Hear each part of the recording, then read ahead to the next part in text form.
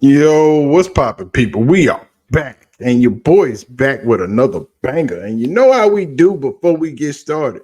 Do your boy a solid and hit that like button, hit the subscribe button, and don't forget to turn your post notification bell on so you know when I'm going live or dropping this heat. And we got them heaters on one. Now it's getting a little spicy because we back and on three. Don't know what they want to do. Last week they was all over Colorado and Nebraska, praying that they pull it out. And this week, JD Pickell seeming kind of peculiar, but we gonna check it out and see what he got to say about this Colorado State game coming up. It ain't what y'all think it's gonna be, but y'all know it's on 3, so we already know what it is. But let's get into it.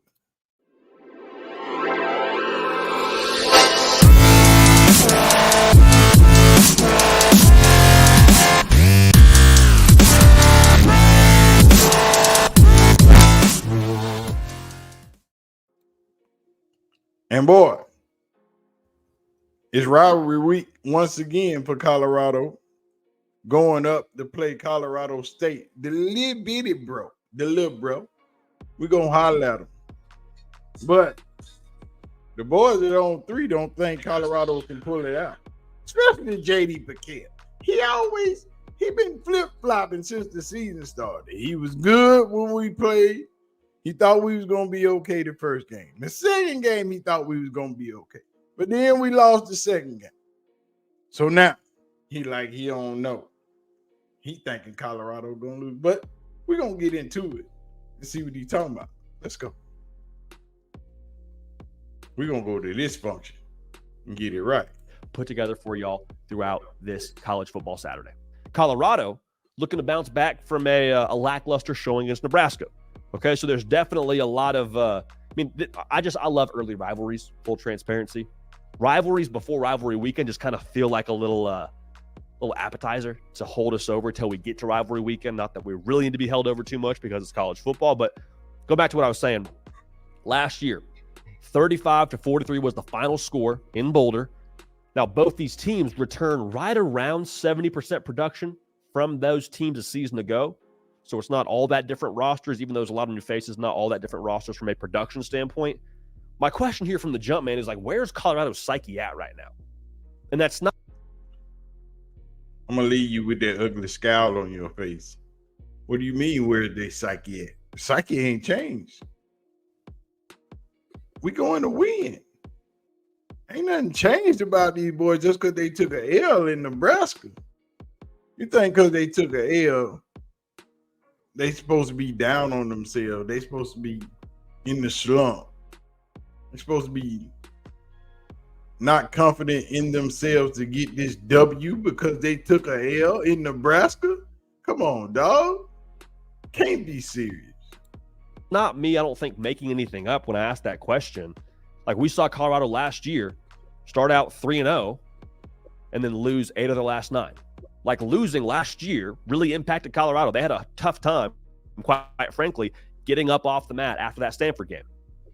I don't think that's a stretch. And nah, that ain't no stretch.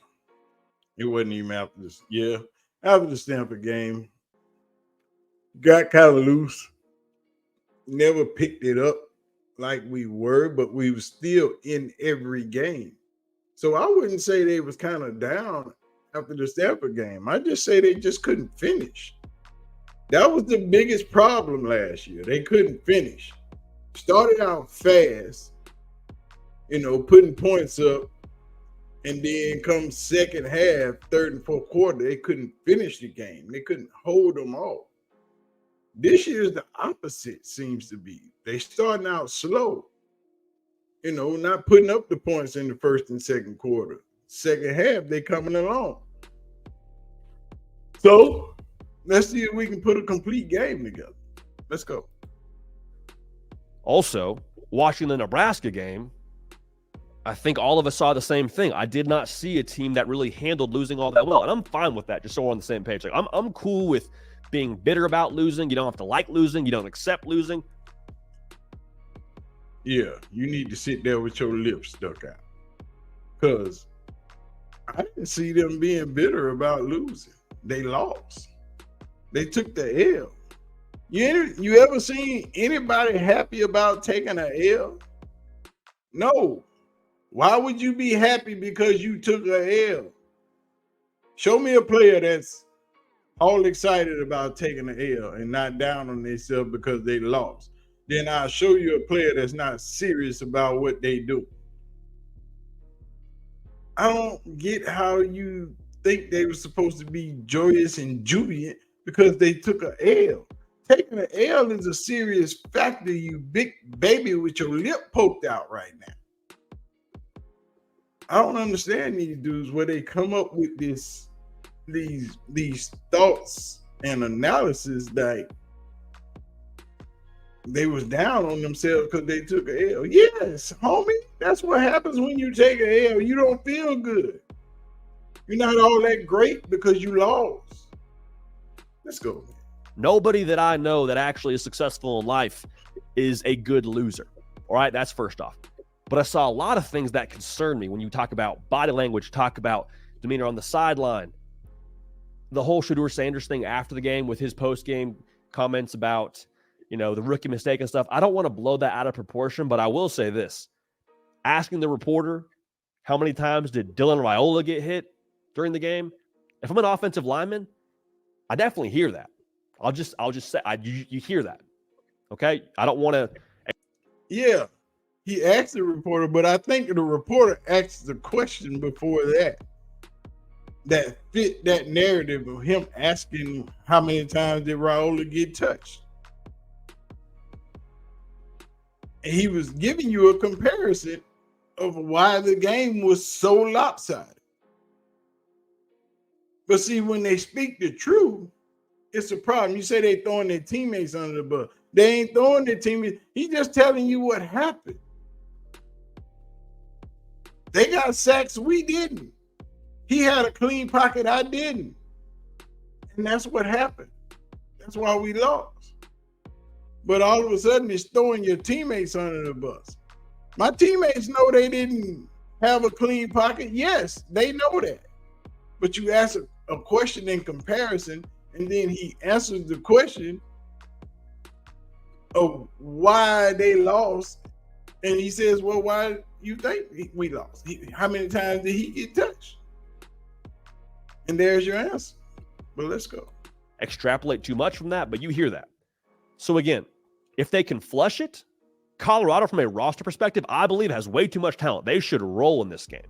Okay? Now, it's not a prediction just yet, but I'm just saying, if they can hit the reset, if they're answering this question with, hey, our psyche is more than good to go, let's roll, they may blow Colorado State out at home. And think about the way that would just jumpstart this team overall. Hit the reset button. You're back on track. I think a bowl game is what you're after this year in Colorado.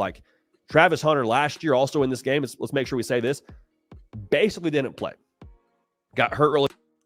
Well, a bowl game is what they have to, but the goal is the playoffs. They want the bowl game. But see, you're trying to reduce it down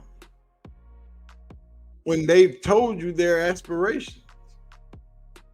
I understand you giving your analysis, but you take what they say, and that's what you glean on. What they said. They say they want to go to the playoffs.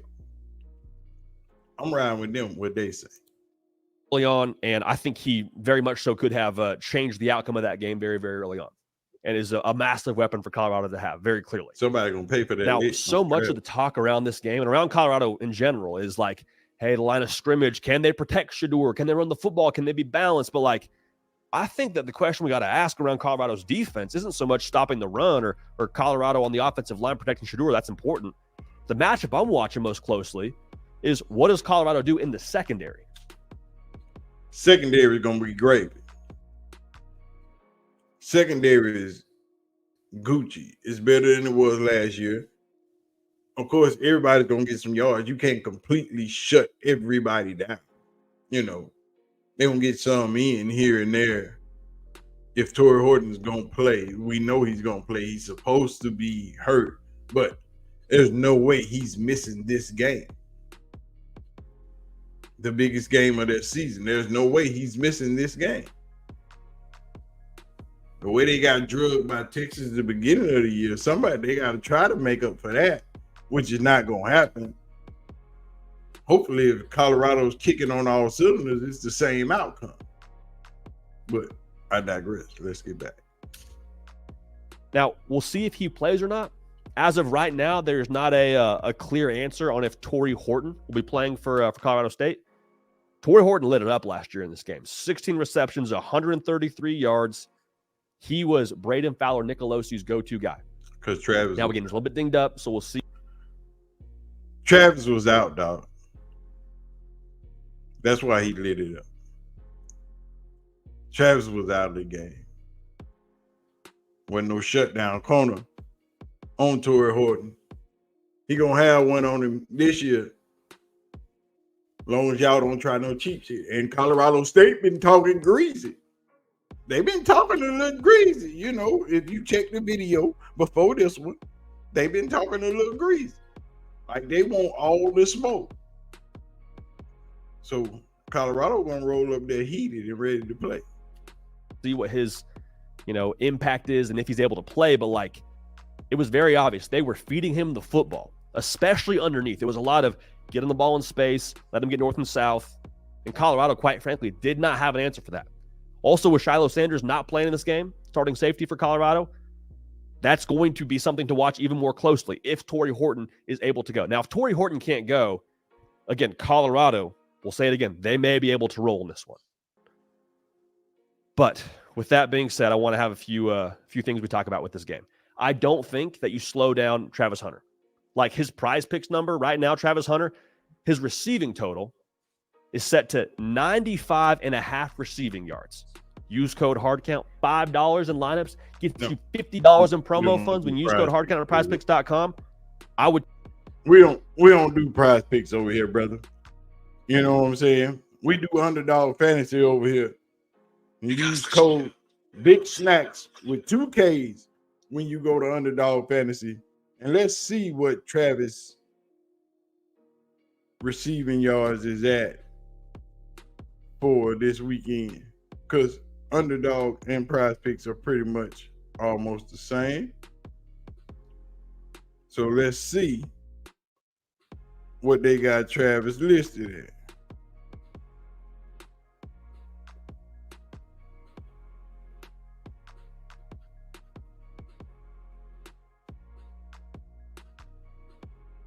And we're going to try to pull them up and see what they got Travis yards listed at. Colorado Buffaloes versus the Colorado State. They got Shador. Oh, a half a rushing touchdown. They got him passing 321.5 yards. We going higher or lower on that. We going higher. What they got Travis at? They got Charlie Alfredall at 30 yards rushing. Jimmy Horn at 65 receiving. We going higher on Jimmy. Travis at 98.5 receiving. Longest reception, 32 yards. Will Shepard at 47. Yeah, we going to get some good picks this week on that crap right there. But go to Underdog Fantasy and make sure you use the code Big Snacks with 2 Ks. And we don't do prize picks. Take the more for Travis Hunter there and feel great about it. Like he's a go-to guy for Colorado. They're going to feed him the football consistently. Even if Colorado is in a dogfight, Travis Hunter, I think, will hit the more on that total.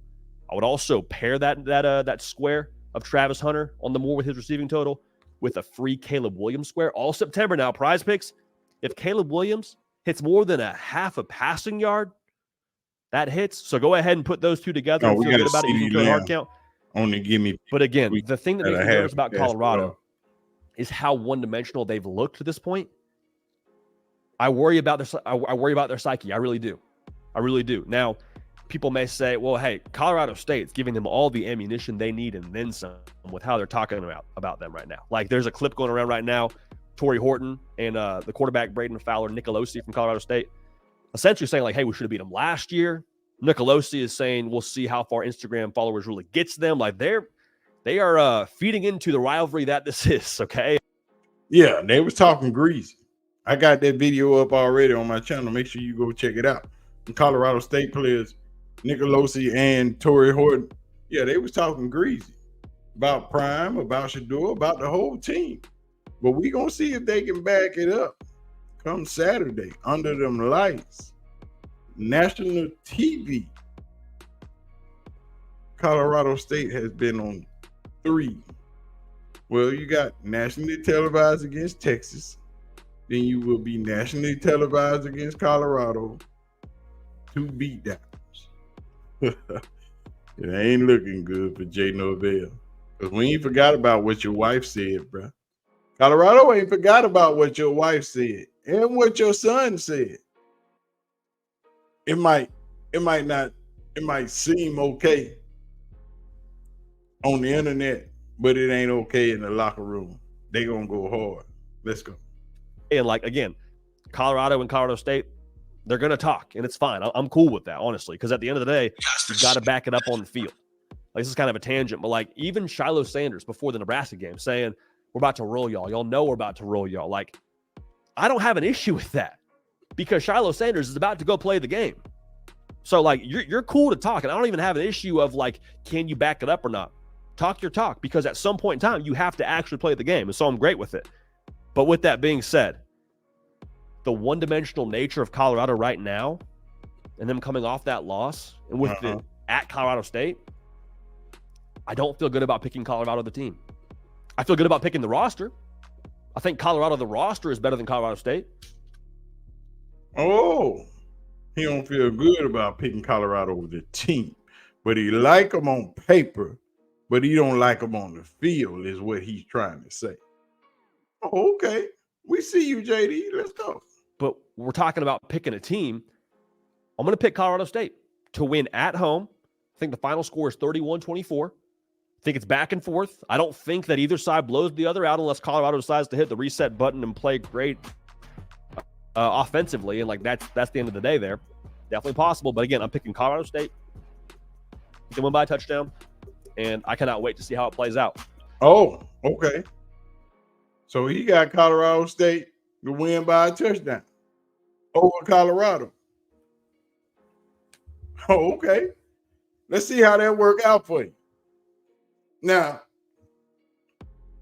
we're not saying that it can't work out. We're just saying, let's see how that work out for you. Because now you done made your bed.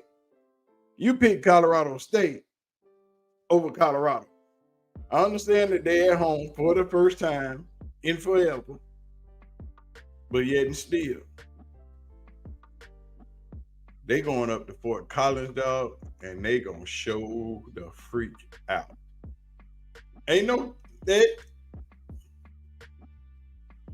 I don't know if it's gonna be like last year, because if they don't pull no cheap shots, Travis plays the whole game. The receiving core is better from last year, so let's hope that we get what we've been wanting out of Colorado. That's a run game and a pass game. And if they put it together this week, because the lineup has changed on the front line, think they got it to where it should be. Houston is going to play that right tackle. And Tyler Brown is going back to his original position at guard. And I think that's going to lock that side up. Shore that middle up. And if old boy at the center position can't handle his people, then something gonna have to give. But we gonna see. So you got JD Pickell, got Colorado State beating Colorado by 7 at home on national TV. The upset. Y'all see what it is. Hit the like button, hit the subscribe button, leave your comments in the comment section. Let me know what y'all think about JD Pickell and that pick right there, as he got Colorado State over Colorado in Fort Collins at night, at home. for the upset. Nationally televised for the world to see. You saying J. Norvell is going to beat Coach Prime. That's what you saying. Nigga Pelosi is going to beat Shador Sanders. Tory Horton is going to put it on Travis Hunt. That's what you say. Okay, bet. Put your money where your mouth is. Y'all heard it. He said it. I didn't. So y'all let me know what y'all think. Is he right? Or can Colorado hold steady and get this win and bring Bailey into the house and get this win? Let's see.